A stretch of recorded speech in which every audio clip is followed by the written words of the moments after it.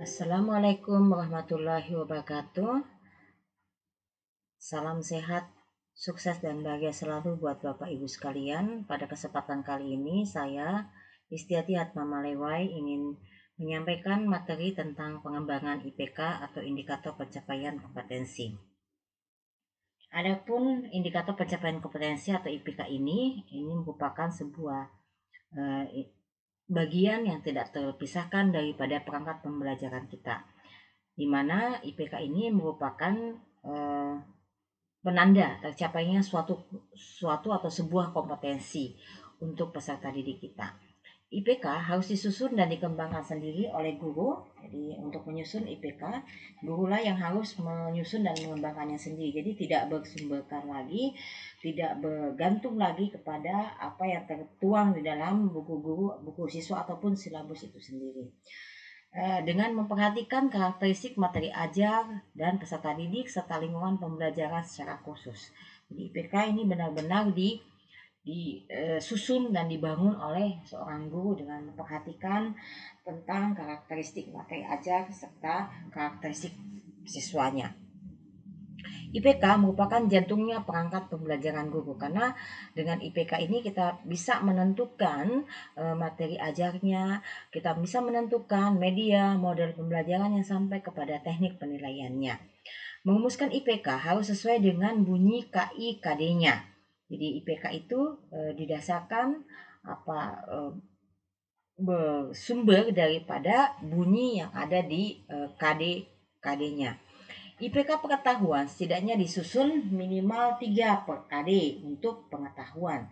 Sedangkan IPK untuk sikap dan keterampilan bisa saja memiliki jumlah IPK 1 per KD-nya. Adapun rumusan IPK itu sama dengan KKO plus materi.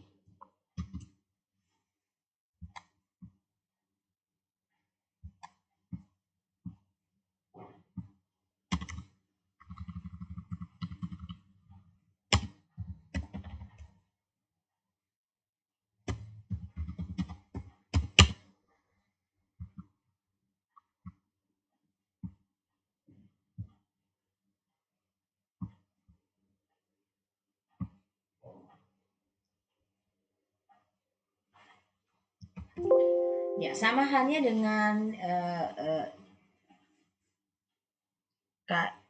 KD. Dalam IPK, rumusan IPK itu adalah KKO plus materi. Jadi KKO yang ada di IPK itu berbeda dengan kata kerja operasional yang ada di KD. Nah, kita bisa lihat di sini kata kerja operasional atau KKO yang ada di IPK atau indeks pencapaian kompetensinya, atau indikator, bukan indeks tapi indikator pencapaian kompetensinya. Itu yang pertama adalah kata KKO pada indikator atau IPK ini menunjukkan kalimat yang aktif dibandingkan KKO yang ada pada KI dan KD yang masih bersifat pasif. Kemudian kata kerja operasional indikator itu dapat diamati, dapat diukur dan dinilai. Inilah rumusan yang paling pentingnya. Yang ketiga adalah menentukan kegiatan pembelajaran, teknik penilaian, dan bentuk instrumen yang cocok atau sesuai dengan bunyi indikator pencapaian kompetensinya. Materi pada IPK itu menunjukkan derivasi atau turunan pada materi yang ada pada KD. Jadi materi yang ada di KD itu pula materi yang kita turunkan ke dalam IPK dengan beberapa turunannya. Ya, jadi kalau materi yang ada di KD itu masih materi yang sifatnya umum, yang perlu di breakdown lagi di dalam materi yang ada di IPK atau yang ada di indikator. Kemudian materi yang ada pada IPK itu juga bisa menentukan media pembelajaran apa yang cocok dan media pembelajaran apa yang harus kita persiapkan sebagai seorang guru di dalam proses pembelajarannya nanti.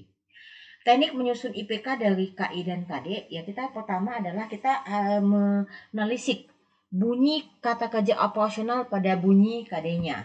Jadi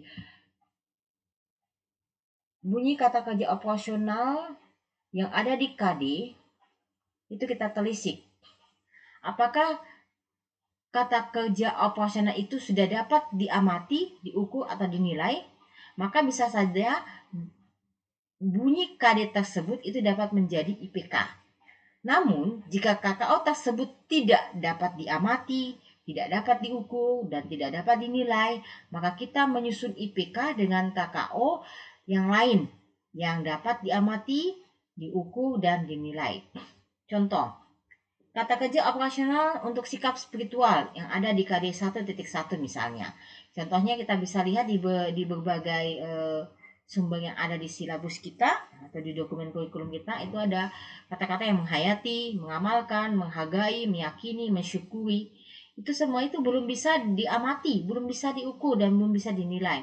Nah, sehingga dapat kita susun menjadi KKO IPK dengan cara kita menyusun KKO-nya. Untuk KKO IPK-nya misalnya dengan mengucapkan salam atau berdoa sebelum dan sesudah pembelajaran berlangsung.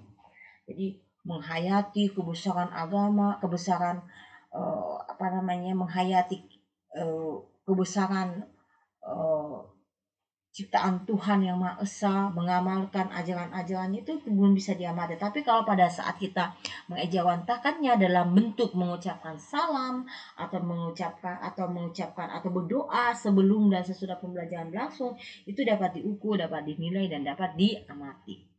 Kemudian contoh untuk sikap sosial misalnya KD 2.1, ada sopan, ada jujur, tanggung jawab, disiplin, rapi, dan lain sebagainya.